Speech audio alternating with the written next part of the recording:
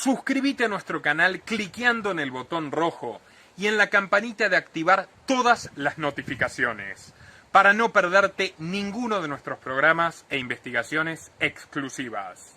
Sabíamos que hablar de este tema no nos resultaría nada sencillo. De hecho, hace 2 días publicamos la primera versión del presente documental y tuvimos todo tipo de problemas que nos llevaron a regrabarlo desde cero. Pero lo hicimos porque realmente vale la pena. Y espero de corazón que ustedes lo valoren de la misma forma y nos ayuden a difundirlo en todas partes. Así que vamos de nuevo con esta historia fascinante. La ruta de inversiones de un experto en surfear olas de tormentas generadas. Una suma de realidades que nos habla tanto de él, de la persona, como de Putin y de la clase política occidental, desde la estadounidense a la africana, desde la mexicana a la española, desde la argentina a la británica. Y lo más importante, nos da una dimensión precisa del porvenir económico turbulento que tenemos por delante, especialmente en el plano energético de la energía, lo que incluye la electricidad, el combustible, y en el plano alimentario, por sobre todas las cosas en el plano alimentario. Y es algo de lo que debemos enterarnos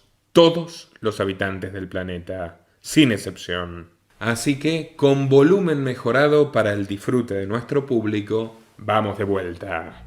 Un solo hombre ganando con la ruina de millones. No porque sea particularmente astuto y el resto de los mortales seamos lo contrario, sino porque se ha convertido en el más hábil arquitecto social de nuestra era. Un caballero capaz de diseñar, de planificar y de concretar minuciosamente cambios determinantes en la estructura política y económica de todos nuestros países. Desde la particular coyuntura que atraviesa el mundo a partir del año 2020, nunca habíamos pasado tanto tiempo en esta casa sin pronunciarnos sobre este amigo nuestro, el fundador de Microsoft.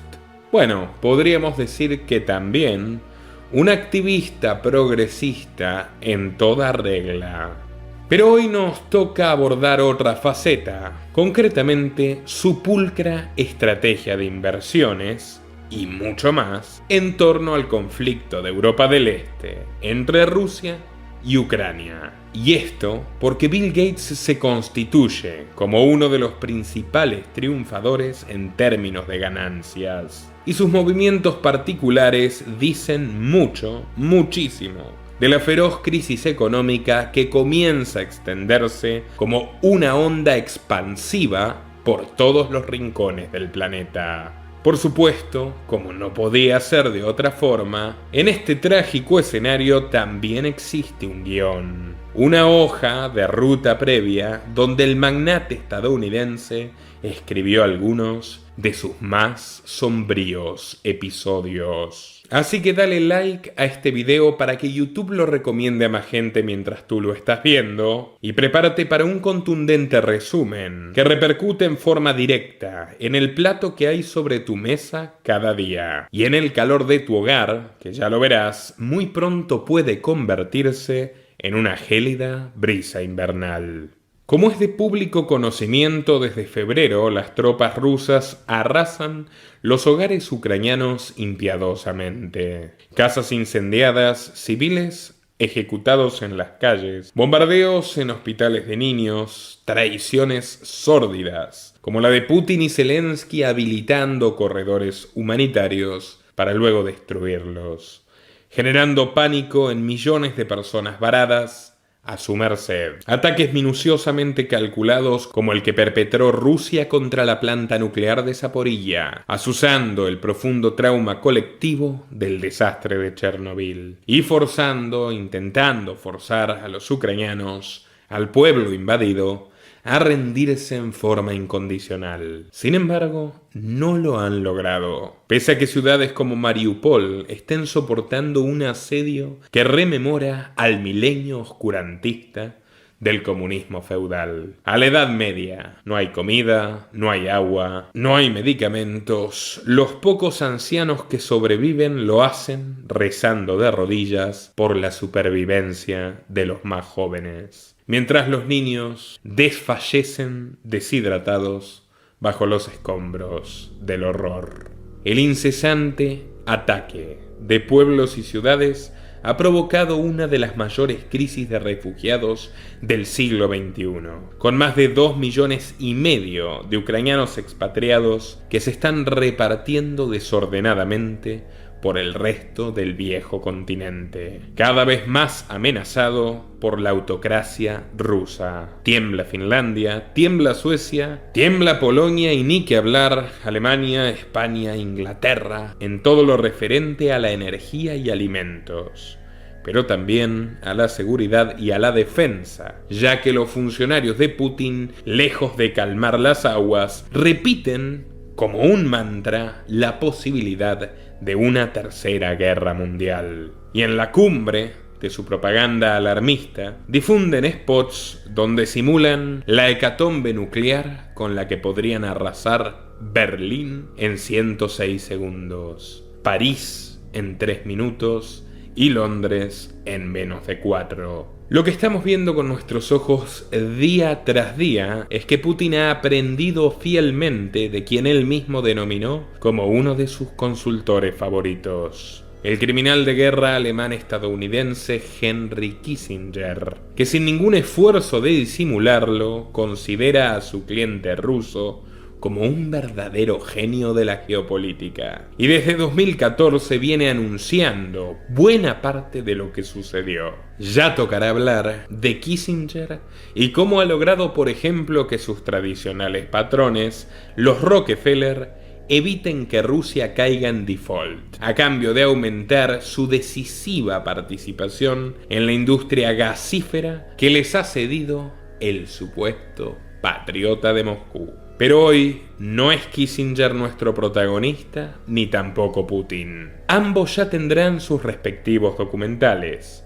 En el caso de Putin, el segundo. Nuestro protagonista de hoy es Bill Gates. Y debo admitirles que cuando creía que su capacidad para hacer el mal ya no podía sorprenderme nunca más, al menos no tanto como ya lo había hecho, estaba completamente equivocado. Todavía hay ilusos que creen que esta guerra les resulta ajena y que sus consecuencias son todavía muy lejanas. Ignoran por completo el efecto mariposa en un mundo cada vez más interconectado. Esta catástrofe militar y humanitaria está acelerando la pauperización económica y financiera mundial. Un proceso que resulta del gasto irresponsable e insostenido de todos los políticos, ya se digan globalistas o nacionalistas, conservadores o socialdemócratas o pseudoliberales. Llevamos más de una década ahogándonos en el vómito posterior a una borrachera. Una borrachera de impuestos, de crédito barato, de corrupción, de inflación y de robo estatista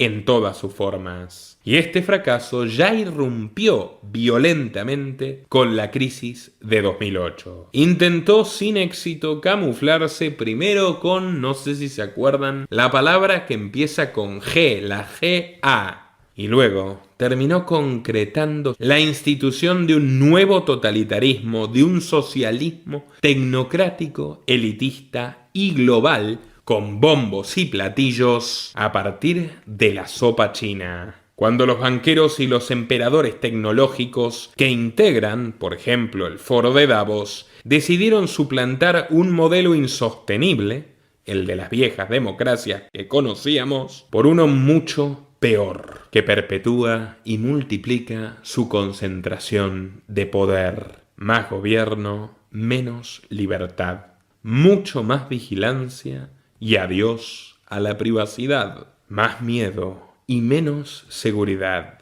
y por supuesto más peste y menos salud, más riqueza corporativa y mucho menos empresas competentes, mercados sanos y propiedad privada, menos energía y más cara, menos comida y más hambre, menos humanos y más esclavos. La receta que literalmente ideó hace algunos siglos el apocalíptico delirante Thomas Malthus, el padre intelectual de toda esta tragedia. Pero si faltaba algo, señores, es la guerra.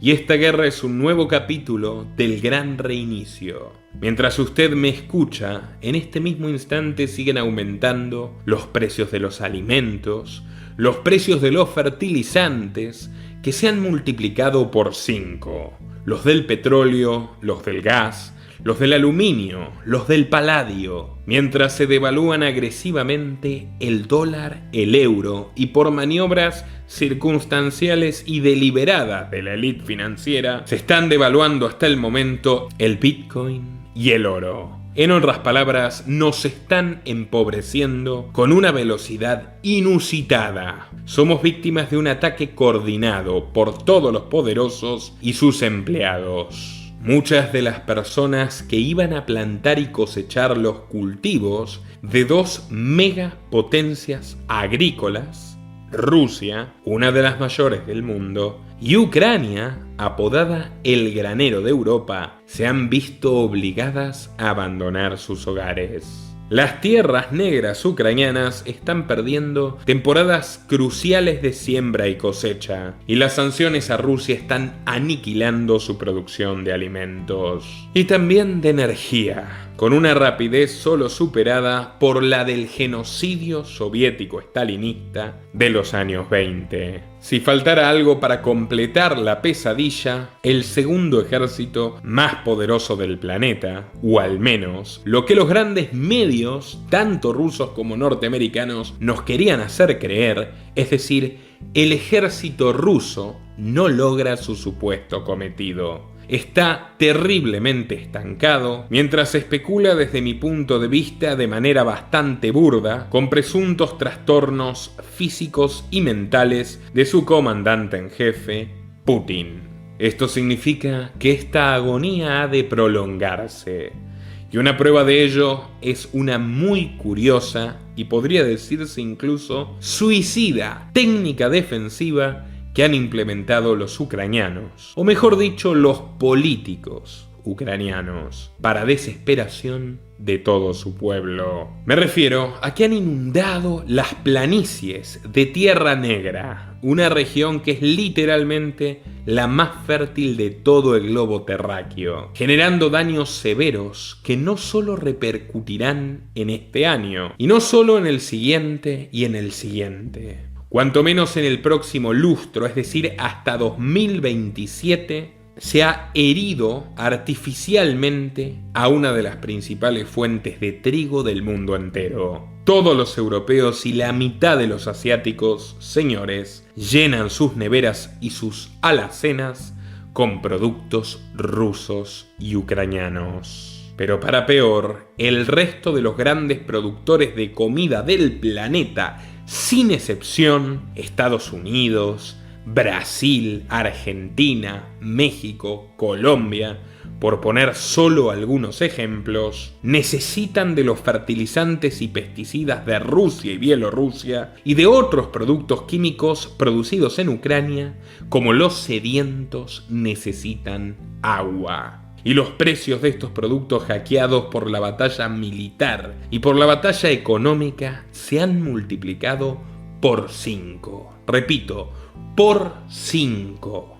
Ante esto, el propio Joe Biden está implorando al Congreso más presupuesto para paliar la crisis alimentaria. Es decir, más emisión, más impuestos, más cáncer para curar el SIDA. El desabastecimiento ya está golpeando severamente las góndolas del país más rico del mundo. Y todo este cuadro tétrico beneficia a un individuo, el mismo hombre que profetizó la sopa china al tiempo que patentó una de sus recetas poco antes, en tanto que se consolidaba, oh casualidad, como el principal financista de la Organización Mundial del Malestar. El mismo que articuló las políticas de encierro que le generaron a sus empresas, con Microsoft a la cabeza, las mayores ganancias de su historia, dado el incremento artificial de la demanda de Windows y de paquetes de Ofimatic para teletrabajo y digitalización de las pequeñas y medianas empresas obligadas a que sus empleados trabajen desde casa. El mismo caballero, aunque tal vez seamos demasiado generosos en llamarlo caballero, que financió 7 de los 15 productos que los distintos estados que le obedecen impusieron de una forma u otra a la mayoría de sus ciudadanos. Otro negocio perfecto al estilo Gates: cazar ovejas en el corral. Lo cierto es que Bill lleva años preparándose minuciosamente para una hambruna de proporciones bíblicas, que lo encuentra posicionado, ahora que acaba de comenzar, como el mayor terrateniente de Estados Unidos, el mayor poseedor de las mejores tierras de Norteamérica.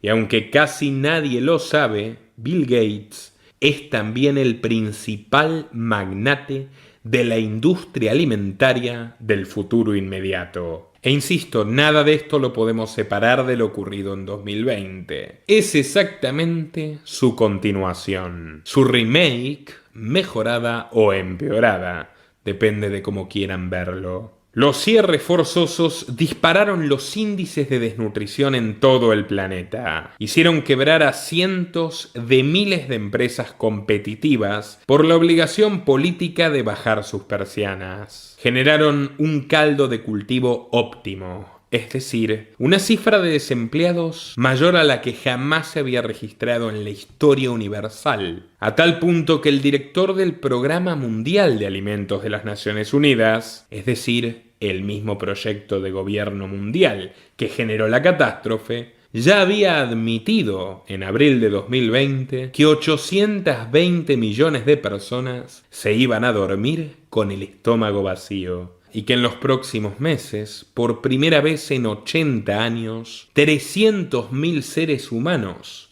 como usted y como yo, fallecerían a causa del hambre cada día.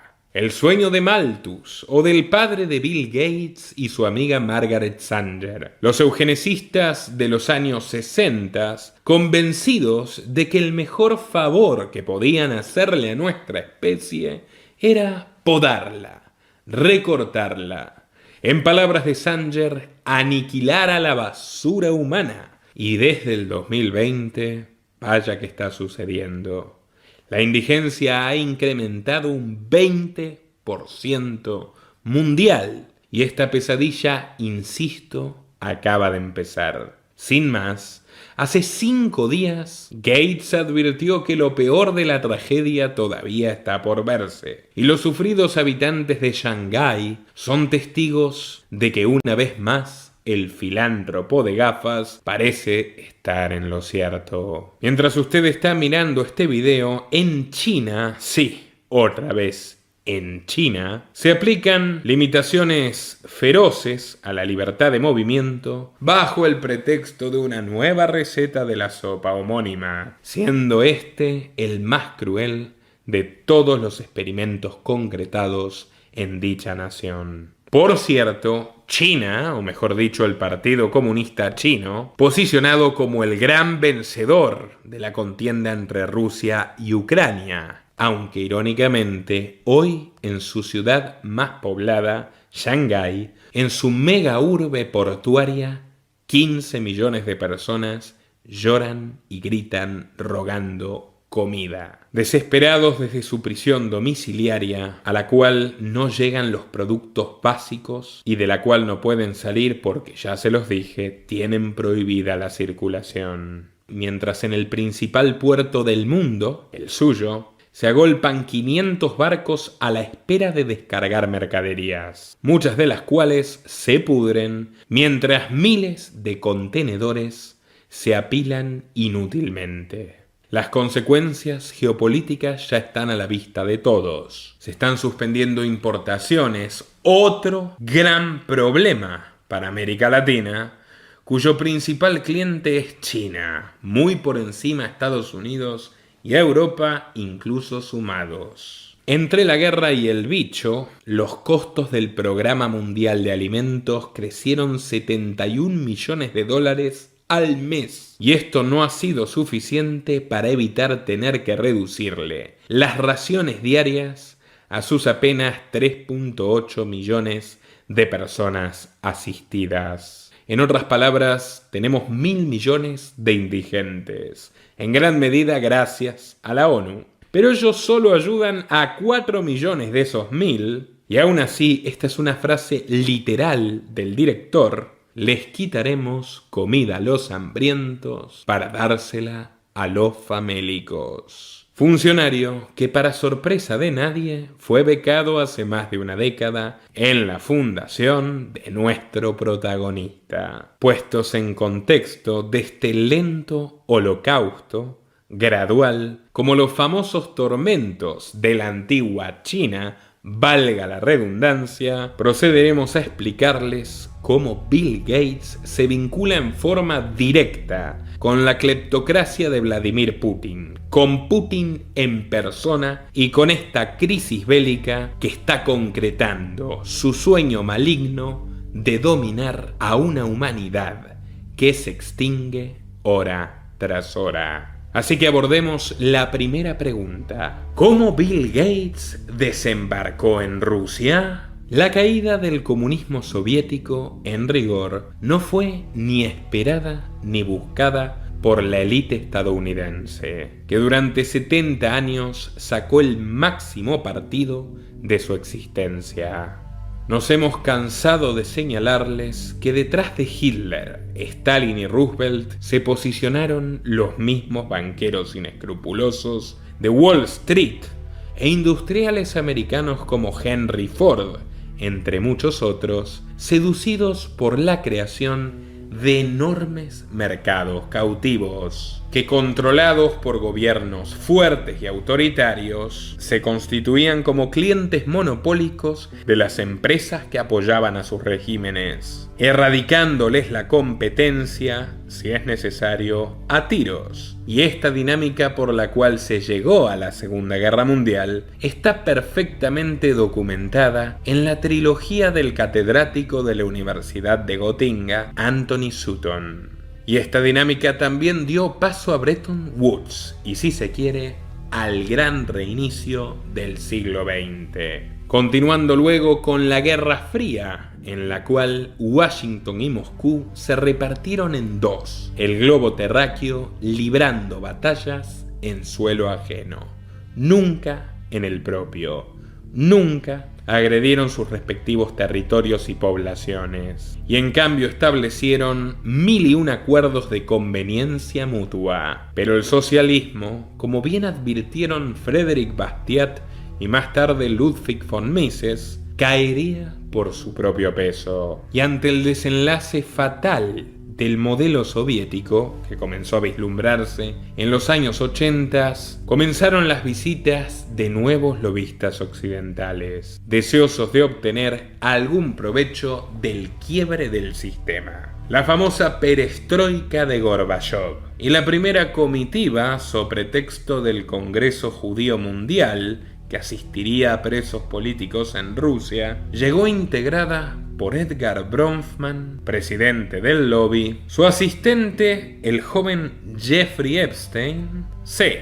ese mismo, y un entonces desconocido Georgi Schwartz, alias George Soros. Pero tras la caída del muro de Berlín, llegó una segunda oleada de inversores dispuestos a repartirse las cenizas de la difunta superpotencia. El más joven y peculiar de todos no fue ni más ni menos que William Bill Gates. Cuando la Guerra Fría se descongelaba, Microsoft ya estaba allí como un cincel para romper el hielo. Para 1990, los pocos usuarios de computadoras soviéticas de la época lo pirateaban todo. Pese a esto, Microsoft había logrado su primer contrato monopólico con el Soviet de Moscú antes de que se disuelva formalmente la Unión Soviética, proveyendo Windows 3.0 a las grotescas e ineficientes computadoras de las comisarías del régimen. La única competencia real que tenía el gigante tecnológico en dicho país eran las copias piratas de su propio software. Al comenzar la apertura económica que salvó de la miseria extrema a 300 millones de siervos del terror rojo, el treintañero gringo ya había empezado su buena racha de negocios con esa dictadura. Aunque, insisto, su principal desafío era que un 99% del software vendido en las nacientes tiendas de Moscú no tenía licencia. Su empleado, el director de Microsoft en Rusia, que por cierto antes había sido cónsul norteamericano en San Petersburgo, llamó a Rusia la superpotencia de la piratería, lamentándose de la caída del totalitarismo. En otras palabras, a Gates le iba mejor con el comunismo ortodoxo. Queda claro que por entonces, al igual que ahora, la principal causa de indigestión, de zozobra, de malestar para el señor feudal del boscoso estado de Washington era ni más ni menos que la competencia, el elemento basal, el corazón del capitalismo. Y por esa y no otra razón quieren eliminarlo. Su primera visita oficial a Rusia se produjo en abril de 1990, en un contexto de convulsiones al borde de la guerra civil, en el cual el gobierno de George Bush padre le había recomendado enfáticamente a los ciudadanos americanos evitar cualquier tipo de viaje a la zona. Gates llegó en su jet privado, envuelto en un grueso tapado de piel nada ecológico para imponer su autoridad, intentando legitimar el monopolio de su compañía a los ojos de los consumidores, que de un día para el otro redescubrían el salario, el dinero, el ahorro y un mínimo de libertad para elegir. Bueno, Billy fue a quitárselas. Un reporte de George Kennan, que fue ni más ni menos que embajador estadounidense en Rusia, para luego destacarse como historiador de la diplomacia de ambos países, comenta que Bill concedió una entrevista a la televisión del régimen, a través de la cual intentó explicar el sistema de patentes que pretendía instaurar en Rusia, un país que se estaba desintegrando en ese preciso instante. Gates, ensimismado en su verborragia, desatendió completamente los miedos e incluso las ilusiones de la audiencia ante el proceso de apertura económica. De hecho, utilizó un tono amenazante, tan amenazante que molestó a las autoridades del canal hasta el punto que interrumpieron la grabación y lo invitaron a retirarse. Fue entonces cuando recibió la asesoría de un cabildero mucho más maduro y experimentado que él, un tal Klaus Schwab, que llevaba en 1990 3 meses instalado en un hotel, preparando sus propios negocios con la desesperada burocracia saliente. Siempre recomiendo ver, a quien quiera algo sintetizador al estilo hollywoodense, la película El Señor de la Guerra. Nicolas Cage interpreta la vida del traficante de armas ucraniano Yuri Orlov, que compraba masivamente equipamiento militar a los vetustos generales corruptos del régimen bolchevique para distribuirlos a conveniencia norteamericana en África y Medio Oriente. Schwab, que se cree que es una suerte de Séneca o de Marco Aurelio, consoló a Gates y al mismo tiempo logró bajarle las ínfulas y juntos fundaron Dialog, una organización destinada a conectar la industria informática de California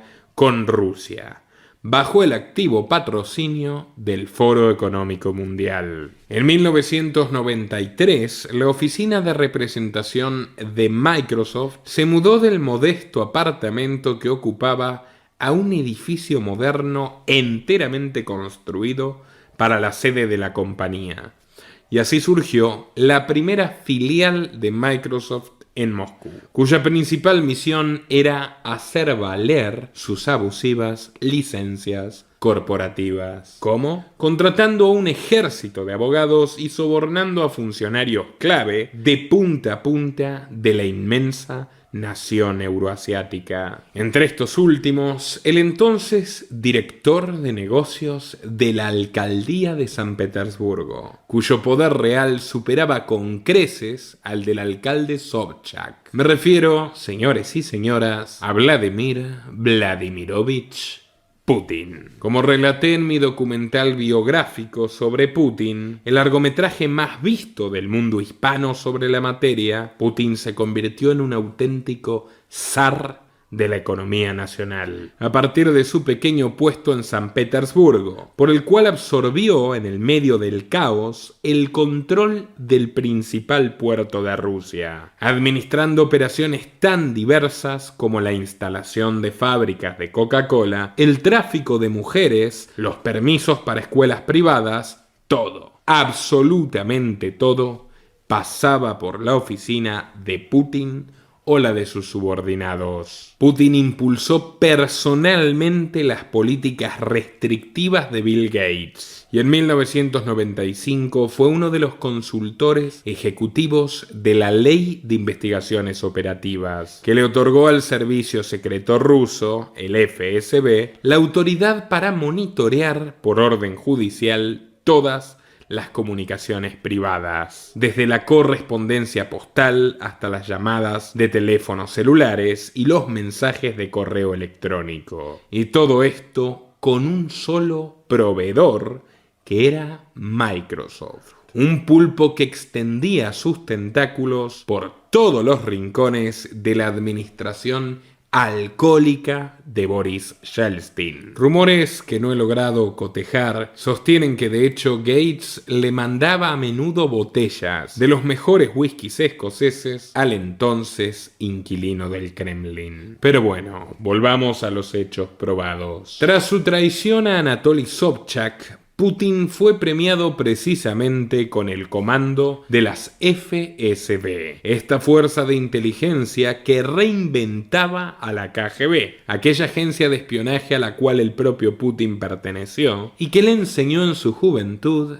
a espiar, manipular, extorsionar y envenenar a cualquiera que se interponga en su camino. Fue ese mismo año, con Olga Dergunova, la nueva directora de Microsoft en Rusia, que la empresa de Gates comenzó a dictar cursos de combate contra la piratería a los agentes de Putin. En una entrevista del 2004, Dergunova aclaró que en los 90 los rusos no podían siquiera imaginar el concepto de propiedad intelectual y que urgía persuadirlos con la fuerza de la ley. Pero agregó, orgullosa, que gracias a su gestión, ahora toda Rusia sabe cómo se deben proteger las patentes de Microsoft y cuánto pagarle a Bill Gates. Dergunova centró su persecución contra los grandes vendedores de software duplicado. Los sometió a juicios millonarios, extorsivos, y el propio Putin participó voluntariamente de las audiencias, intimidando a los jueces y recibiendo a cambio generosas donaciones para su propio armado político. Para cuando Gates volvió a Moscú en el 97, la piratería había disminuido un módico 12%. Lo primero que hizo fue reunirse con el número 2 de Yeltsin, el viceprimer ministro Anatoly Chubais, quien poco más tarde y hasta marzo de este año 2022 terminaría desempeñándose como el enlace oficial de Putin ante las organizaciones transnacionales. Chubais, un hombre que acaba de escapar de Rusia hace poco.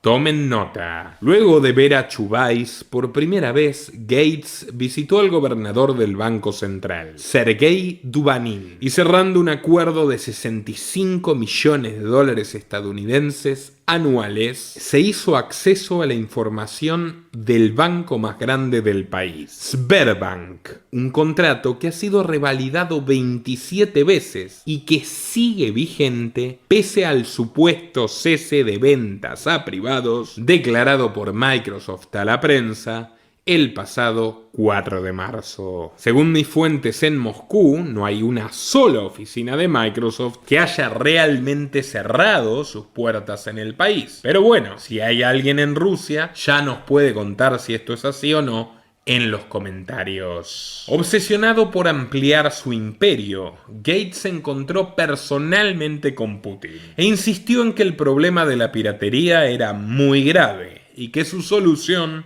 se tornaba impostergable. Gates y Putin, cara a cara, oficialmente uno con el otro. 2 años más tarde, Putin avanzó a su último escalón previo a la toma del poder absoluto, su paso como primer ministro de Boris Yeltsin. En aquel momento el propio Putin se jactó ante las cámaras de la televisora ORT de haber detenido a 76 piratas informáticos que se dedicaban a vender Windows craqueados. 2 semanas más tarde, Novaya Gazeta, un periódico que todavía podía considerarse oficialista, advirtió con preocupación que 4 de esos adolescentes prisioneros habían sufrido torturas. Y uno de ellos, Sergei Potkin, de apenas 17 años de edad, había muerto por asfixia. Todo por robarle unos centavos a Bill Gates. Y robarle en rigor va entre comillas, porque tenemos un interesante debate en el liberalismo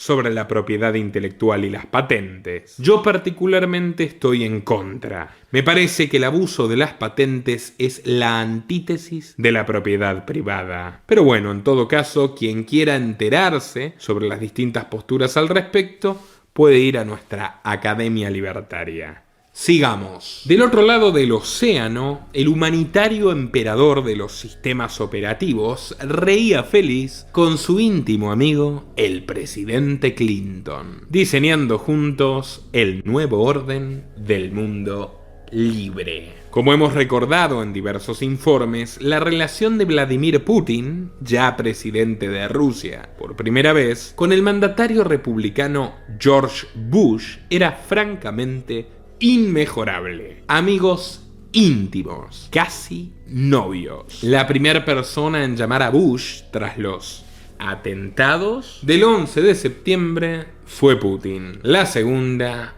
Bill Gates. Y tanto el ruso como el pseudoempresario colaboraron activamente con la invasión genocida a Afganistán. El primero, Putin, prestando suelo ruso para que las tropas estadounidenses transiten camino a la masacre de civiles que extenderían durante las próximas 2 décadas. Único caso en los 1000 años de historia rusa. Putin, el patriota, dejando que los norteamericanos pasen por su país para invadir otro. Que dicho sea de paso, ese otro país, Afganistán, había sido el motivo del final, la gota que derramó el vaso en la caída de la Unión Soviética. Pero bueno, el segundo que se benefició de la guerra de Afganistán fue Gates, con su primera versión de gafas militares, que ahora ya son gafas de realidad aumentada, uno de los tantos productos donde Microsoft lucra con la industria de la muerte, y que comenzó precisamente en los albores del siglo XXI. Poco más tarde, concretamente el 20 de junio de 2003, la relación entre Bill Gates y el Kremlin dio un salto mayor. Por primera vez, Microsoft le dio al gobierno ruso acceso a su código fuente secreto. Es decir, el gobierno ruso pudo acceder al código fuente de los sistemas Windows para mejorar la seguridad y aniquilar, en rigor, la seguridad de los usuarios. Esto es bastante curioso porque hasta el momento ni siquiera el gobierno federal de los Estados Unidos y sus agencias de espionaje habían accedido a él. La ex directiva, Olga Dergunova, explicó que la compañía entregó la arquitectura detrás de Windows para evitar que Putin cambie a una alternativa más barata, inaugurando con Rusia un programa de seguridad gubernamental, por no decir de ultra hiper mega espionaje, que Microsoft continuaría con China en 2005 y con su nación sede, los Estados Unidos,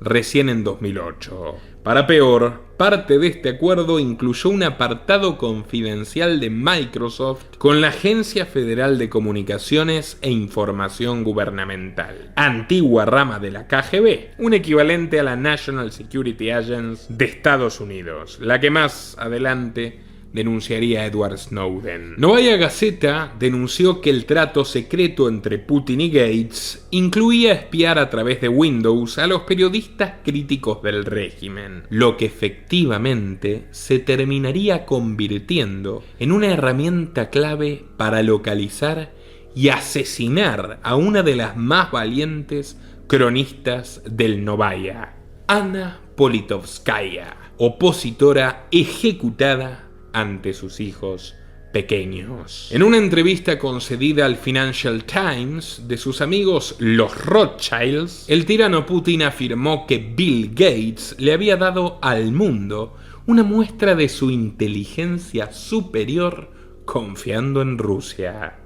Y meses después de este reportaje, el 7 de noviembre de 2006 tuvo lugar la conferencia del Microsoft Business Forum en Moscú. En aquella velada, por primera vez, el nuevo zar y el entonces hombre más rico del mundo estrecharon sus manos en público, cosechando un caluroso aplauso del auditorio. Acto seguido, con los impuestos de los sufridos contribuyentes rusos, se le pagó a Gates la friolera de $4 millones por participar a título personal durante 4 horas en el Foro de Innovación y Tecnología Informativa que organizó Dmitry Medvedev, jefe de gabinete de Putin y futuro presidente títere, con la asistencia de Leonid Reiman, ministro de Tecnología ruso, ambos, Medvedev y Reiman, prominentes miembros del programa de jóvenes líderes del Foro Económico Mundial, es decir, otros súbditos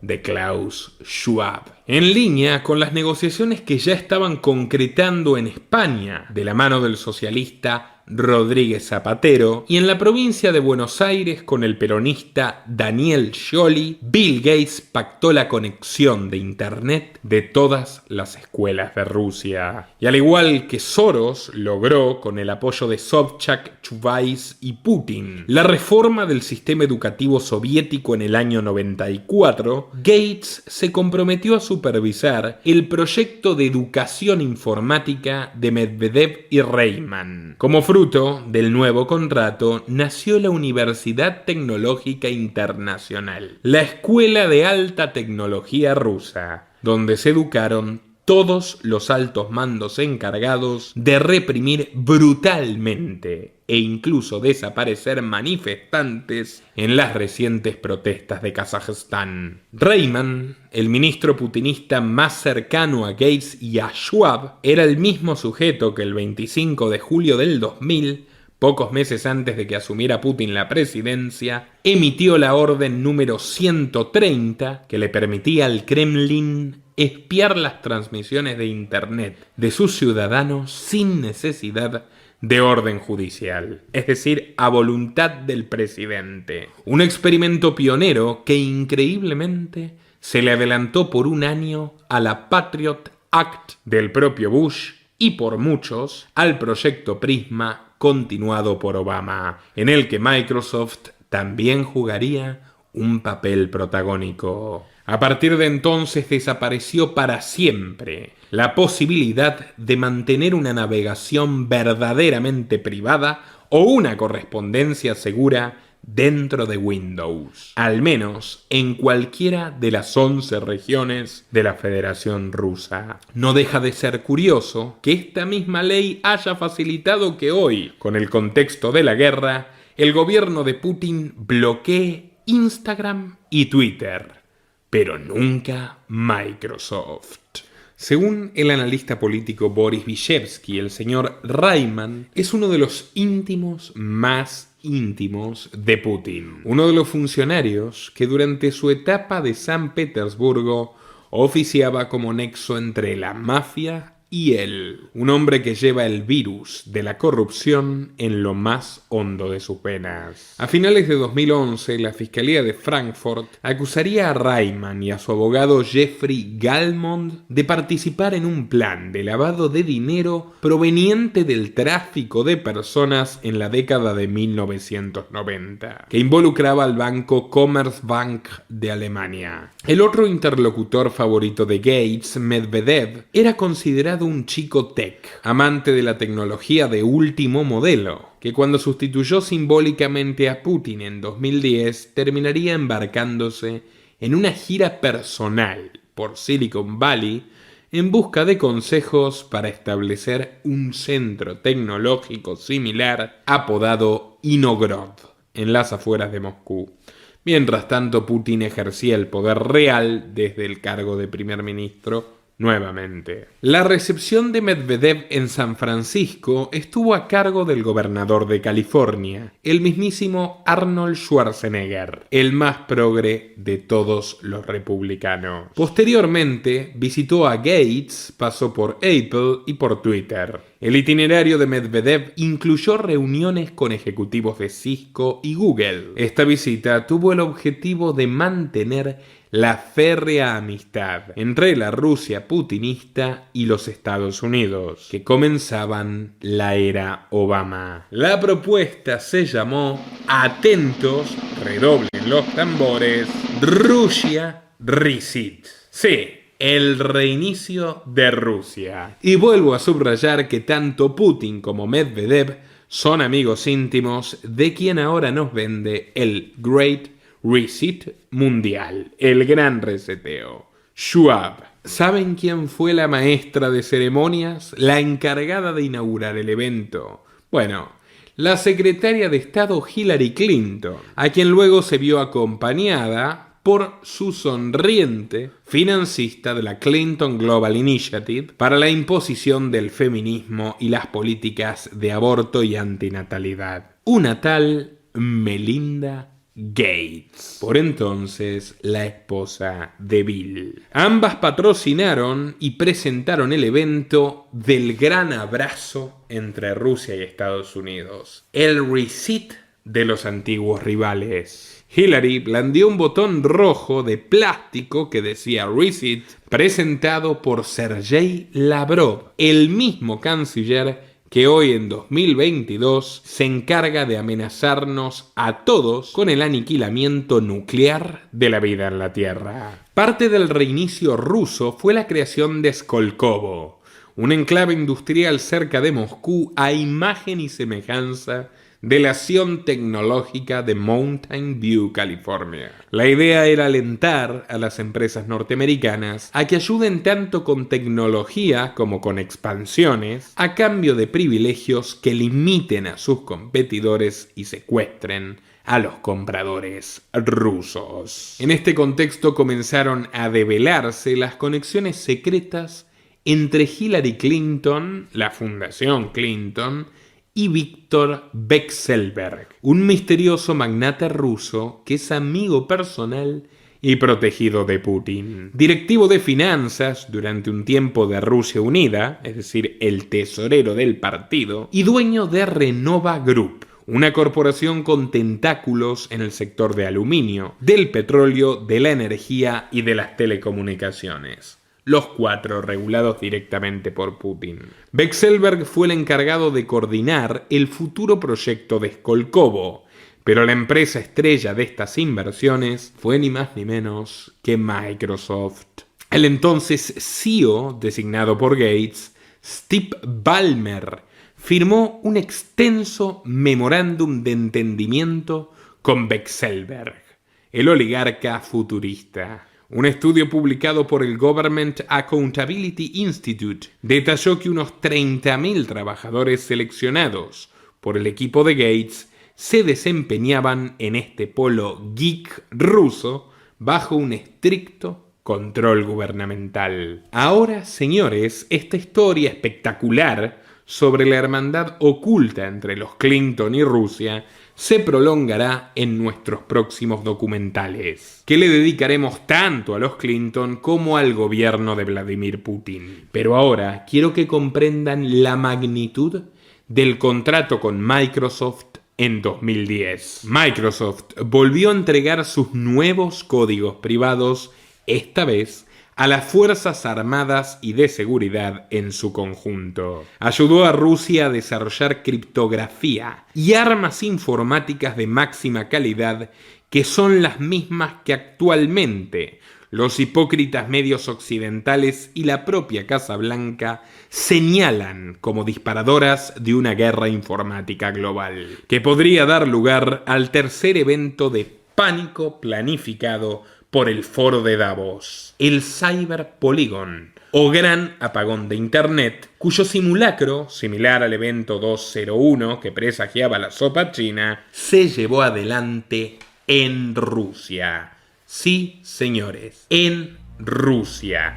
Año 2020 y 2021. Hicieron 2 simulacros de guerra informática, la élite occidental con Putin en Rusia. ¿Se dan cuenta de hasta qué punto estamos transitando un auténtico guión escrito por todos los actores que fingen rivalizar entre sí? Pero bueno, incautos hay en todas partes y en su día, el FBI emitió una alerta máxima al Departamento de Estado de Hillary Clinton, afirmando que a través de este contrato le estaban entregando a una potencia extranjera tecnología militar en bandeja de plata. Pero Hillary decidió deliberadamente cajonear las advertencias y dar rienda suelta a Gates para que siga con su programa. Cada día que Zelensky, otro alumno ejemplar de Schwab, protesta porque los rusos hackean a Ucrania, ya sea que atacan informáticamente al gobierno o a sus ciudadanos, debería dirigir también su crítica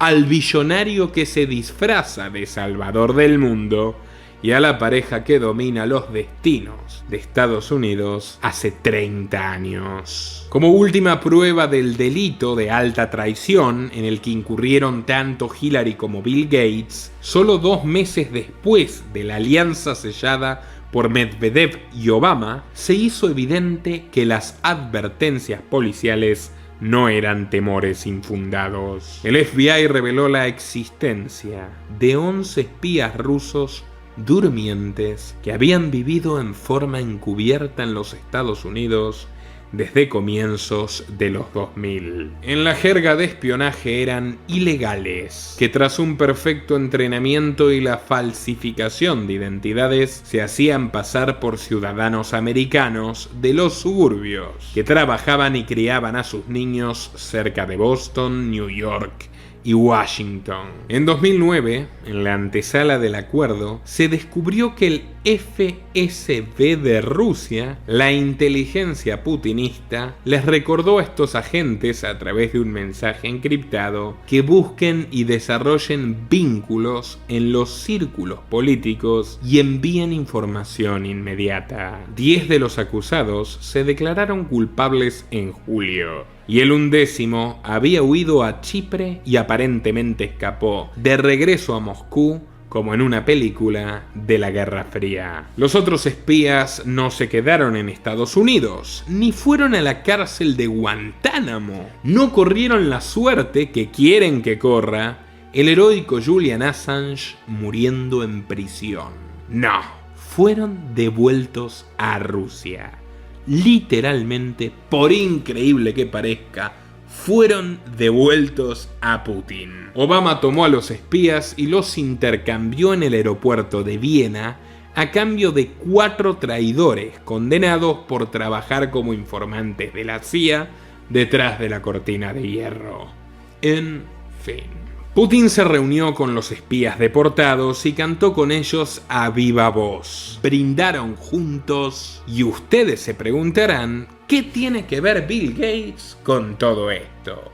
Bueno, 4 de los 11 espías detectados trabajaban en tiendas de software, pero 3 semanas más tarde apareció el espía número 12, Alexei Karetnikov, un joven e inusual agente ruso que trabajaba directamente para Microsoft. Según los detalles publicados por el FBI, pueden chequear ustedes mismos, Karennikov se instaló en Redmond, ciudad del estado de Washington, donde Microsoft tiene su sede mundial. Trabajó durante 9 meses como empleado de Putin y de Gates al mismo tiempo, testeando productos y manteniendo comunicaciones con sus 11 compañeros. A sus apenas 20 años de edad, Karennikov fue detenido por violaciones a la ley migratoria y fue inmediatamente deportado, salvándolo de manera inexplicable del proceso judicial que le correspondía.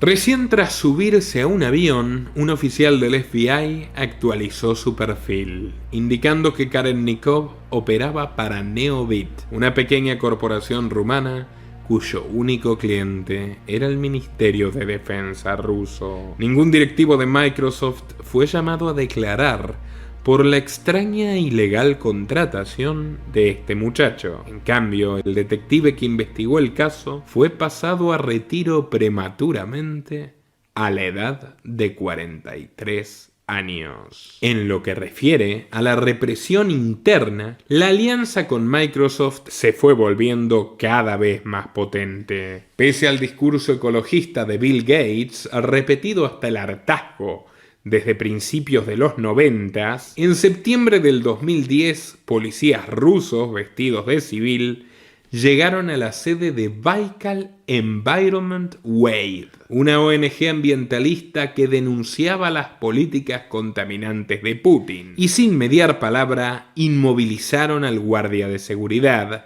arrancaron los cables de sus computadoras y se las llevaron. Aterrorizados, los activistas tuvieron que abortar su plan, que creían secreto, para organizar una protesta contra la apertura de una fábrica de papel que, según ellos, envenenaba al lago Baikal, que contiene ni más ni menos que el 20% de agua dulce del mundo entero. La excusa de las autoridades, señoras y señores, es francamente alucinante: confiscar sus copias piratas de Windows. Todo este espectáculo de irrumpir en la oficina, quitarle las computadoras, liquidar al guardiagolpes, era, repito, para confiscar las copias piratas de Windows. Durante la última década, las demandas legales de Microsoft en Rusia se convirtieron en las más numerosas del planeta,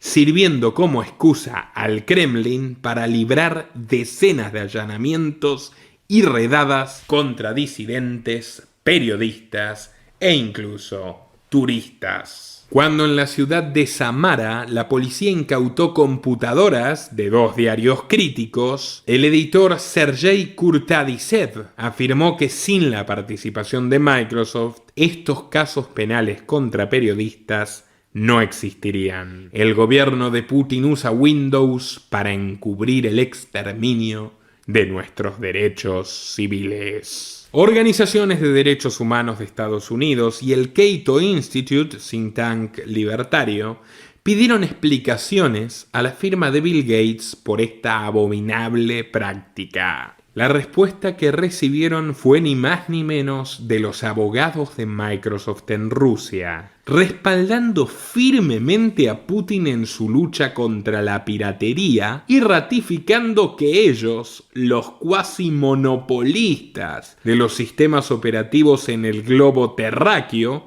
eran en realidad las verdaderas víctimas de todo este asunto.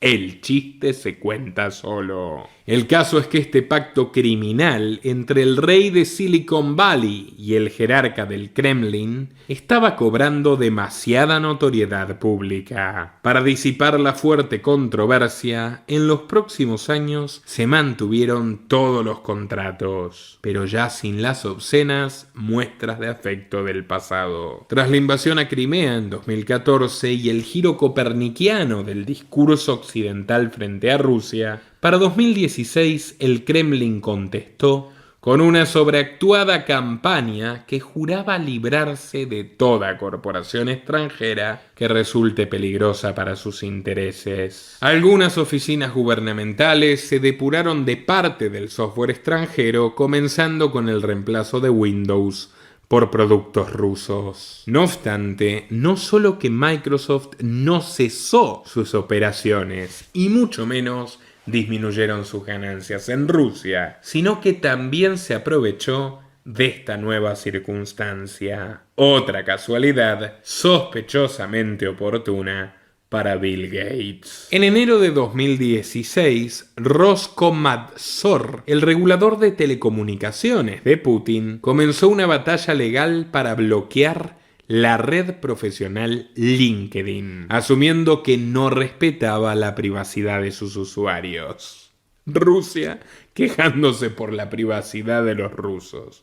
¡Qué buen chiste! Dado que el mercado ruso era muy importante para la plataforma, entre otras cosas, por el constante desempleo y estancamiento que sufre dicha nación hace ya muchos años, la noticia obtuvo gran visibilidad. Y durante la primera semana de febrero, las acciones de esta compañía se desplomaron un 43%, siendo la maniobra de Putin una de sus principales razones. Y adivinen quién aprovechó la oportunidad para quedarse LinkedIn a precio de ganga. Sí, exacto, Microsoft. Venciendo resistencias, la corporación fundada y aún entonces dirigida por Bill Gates se apoderó de LinkedIn por la suma de $26.000 millones, la mitad de su cotización estimada por JP Morgan en sus mejores momentos. Durante el gobierno de Donald Trump, quien pese a la presunta aspereza mantenida con Gates,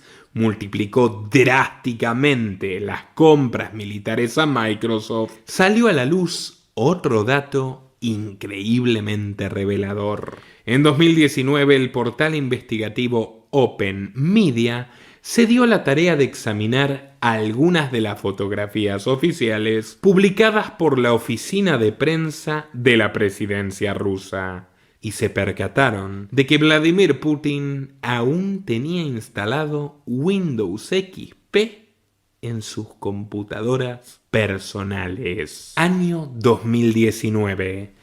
El líder de la supuesta hiperpotencia rival de los Estados Unidos seguía utilizando el producto más emblemático de la industria informática estadounidense, tanto en su computadora de la oficina del Kremlin como en su residencia oficial en Novo Orgayovo, cerca de Moscú.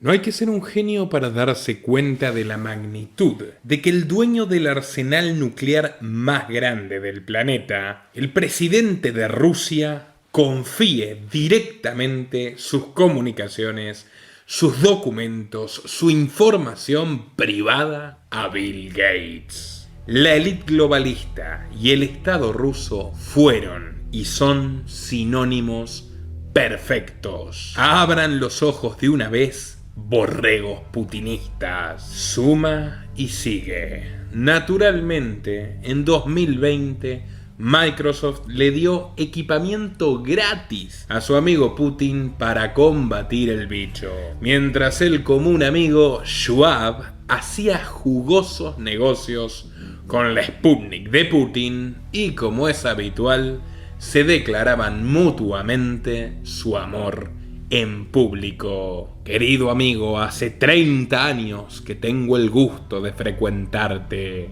le dijo Putin a Schwab, cumpliendo con su rol de apertura de la ciberconferencia del Foro de Davos, para luego convertirse en anfitrión del simulacro de pandemia informática, el Gran Apagón, también conocido como Cyber Polygon. Literalmente un evento que, como les contamos, presagia una guerra informática y donde las grandes corporaciones occidentales le entregaron datos voluntariamente a su supuesto enemigo espectral, que es el gobierno ruso. Todos juntitos una vez más. Microsoft administró las políticas sanitarias de Putin más que el propio Putin, proveyendo servicios en la nube para el trabajo remoto del personal de blanco, compartiendo acceso directamente con el gobierno y realizando Microsoft los análisis estadísticos oficiales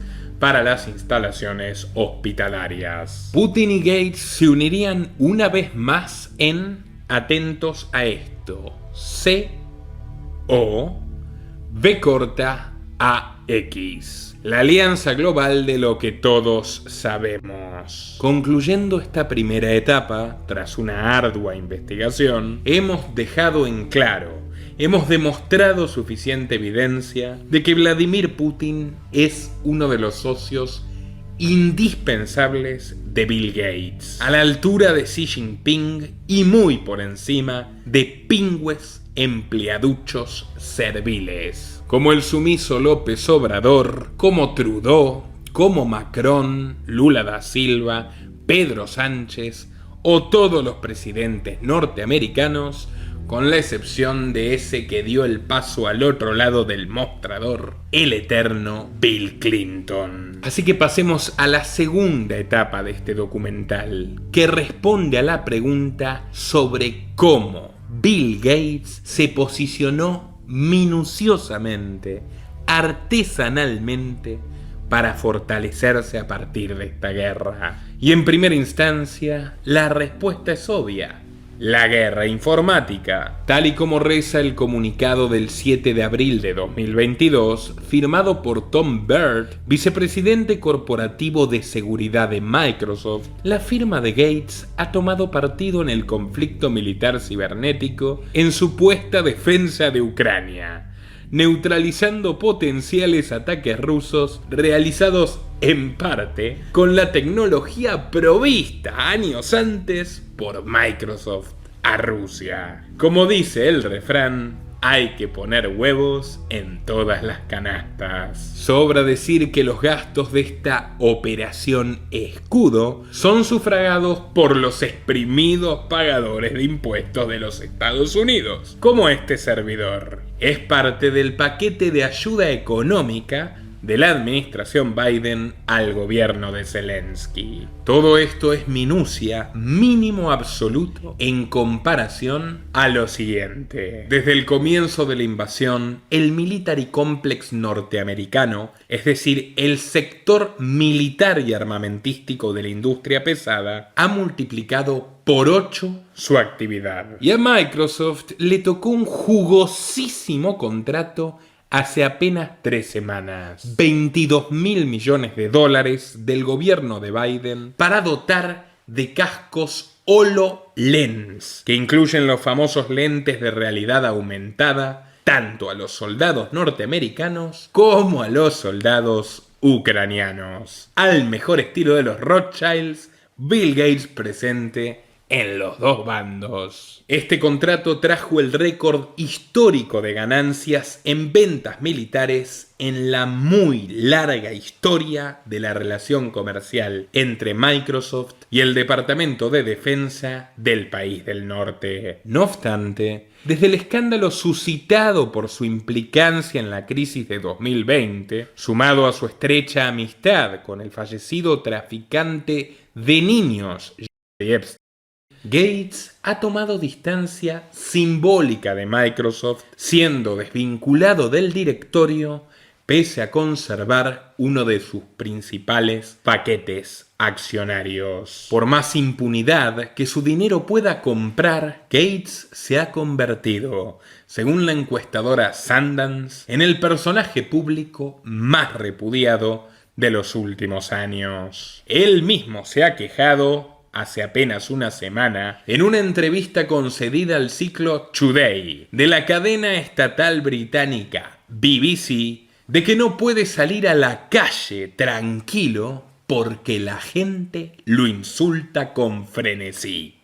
Pobrecito Bill Gates. Recuerdo como si fuera ayer cuando el directorio anunció que su presidente honorífico elegía cerrar los 40 años de etapa como director para abocarse de lleno a la filantropía. Y he aquí la auténtica panacea del magnate. Nadie ignora a estas alturas que la Fundación Bill y Melinda Gates es la ONG más influyente del universo farmacéutico, de norte a sur y de este a oeste de todo el planeta. A nadie le sorprende que muchos de los laboratorios que patrocinan y financian estén lucrando con los cientos de miles de heridos civiles y militares que arroja esta contienda. Pero este no es el foco de nuestra exposición. Bien podríamos tratarlo alguna vez si nos lo permitiera el Ministerio de la Verdad de YouTube, pero lo dudo mucho.